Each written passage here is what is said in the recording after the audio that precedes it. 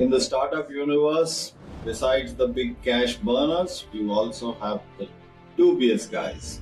Yes, last month was the scandal when Verse Innovation, the company which runs the short news app Daily Hunt and also the failed social media app Josh, they got into a round tripping, an intra billing scandal with Builder.ai, the so called child's play. Anyone can make an app company from the UK. It was discovered that exactly the same amounts that Builder.ai was billing to Verse were being also billed by Verse to Builder. That way, both had inflated their books.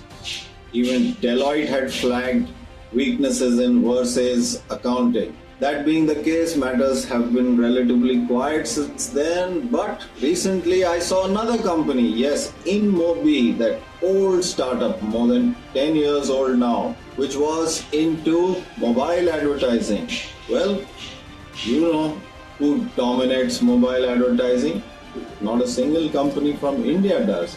It's all the Silicon Valley giants who dominate mobile advertising. But still, InMobi has continued to pump up its PR. Now, recently I read that InMobi, which also runs those failed apps like Reposo, yes, another one which got launched after TikTok was forced to leave India, that app has also bombed.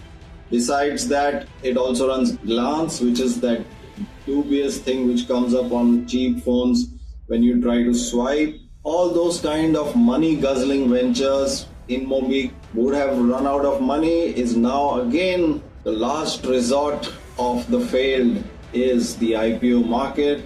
InMobi is rushing to there.